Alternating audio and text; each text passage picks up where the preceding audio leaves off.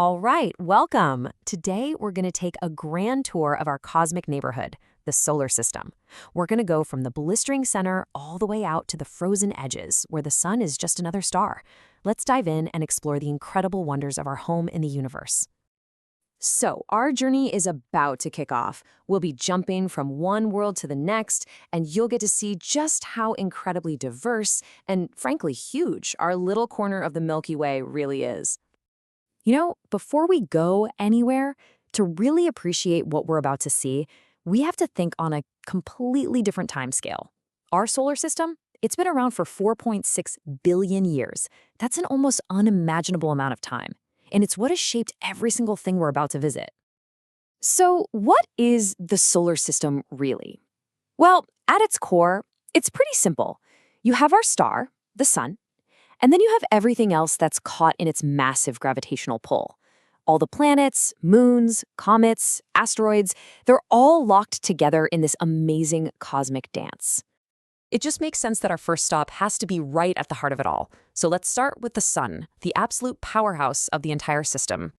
And when I say powerhouse, I mean it. Check this out. The sun is so unbelievably massive that it makes up 99.8% of all the stuff in the solar system. Everything else, that means every planet, every moon, every speck of dust, is crammed into that little tiny 0.2%. It's not just at the center, it pretty much is the whole system. So how does this monster furnace even work? Well, the sun is a gigantic ball of hydrogen and helium. Deep in its core, the pressure is so intense it literally fuses hydrogen atoms together to make helium. That whole process is called nuclear fusion, and it's what unleashes the staggering amount of energy that lights up and heats our entire cosmic neighborhood. Okay, let's leave that fiery center behind us and start our trip through the planets. First up are the inner rocky worlds, the ones huddled up close to the sun's warmth. You can really think of our solar system as having two completely different neighborhoods. Up close to the sun, you've got the small, rocky terrestrial planets. But then, way out past the asteroid belt, you have the gas and ice giants, two totally different kinds of worlds. Our first planetary stop is Mercury, and this place is a planet of extremes. It has almost no atmosphere to speak of, so there's nothing to regulate the temperature. The side facing the sun gets roasted at over 800 degrees Fahrenheit, while the dark side freezes, plummeting to nearly 300 below zero. A true world of fire and ice.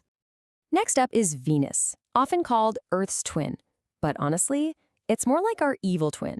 It's about the same size, sure, but that's where the similarities end.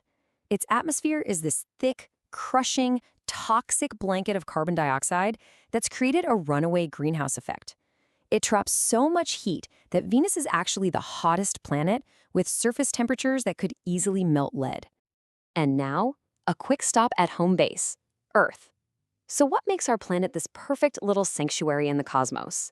Well, it's the perfect mix, isn't it? We've got a stable climate, huge oceans of liquid water, and an atmosphere we can actually breathe.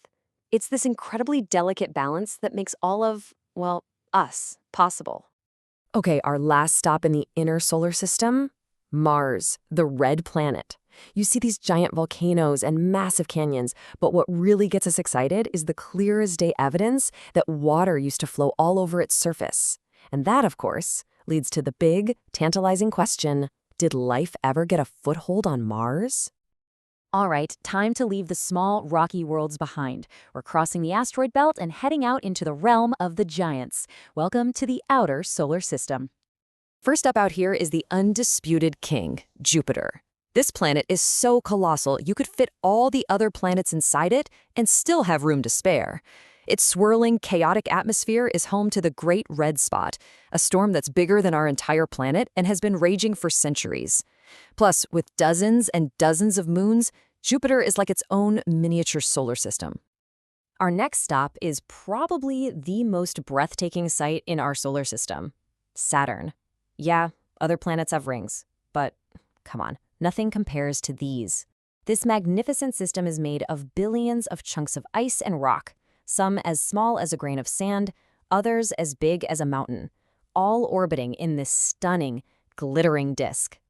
Now, let's head to the real weirdo of the solar system, the ice giant Uranus. Something, probably a massive collision ages ago, knocked it completely on its side, so it basically rolls its way around the sun instead of spinning. And that beautiful blue-green color, that comes from the methane gas in its atmosphere, which soaks up red light and reflects blue and green back at us. Our final planetary destination takes us to the dark, cold, and distant world of Neptune. You'd think being this far from the sun's energy, it'd be a pretty calm place. You'd be wrong. Neptune is the windiest planet in our solar system, with supersonic winds screaming across its surface at over 1,200 miles per hour. Absolutely wild. So that's the main 8 planets, but our journey isn't quite done. The solar system is filled with all sorts of other fascinating objects, and we're going to check them out in this last section. Way out beyond the planets, you'll find the dwarf planets. So what are they? They're basically big enough for gravity to have pulled them into a sphere, but they haven't cleared their orbital path of other debris. The most famous one, of course, is Pluto. It used to be our 9th planet, but now we know it's really the king of a huge icy realm of similar worlds out in the deep freeze. And finally, you have all the leftover bits and pieces floating around. Asteroids are the rocky rubble left over from when the planets first formed, mostly hanging out in a belt between Mars and Jupiter. Comets are giant snowballs of ice and dust from the far reaches of the system. They grow those incredible tails as they get closer to the sun. And meteoroids are just the smaller chunks of rocks zipping through the vastness of space. You know, as our tour comes to a close, you realize the solar system is so much more than a collection of objects. It's a dynamic, interconnected place that holds the clues to our own origins.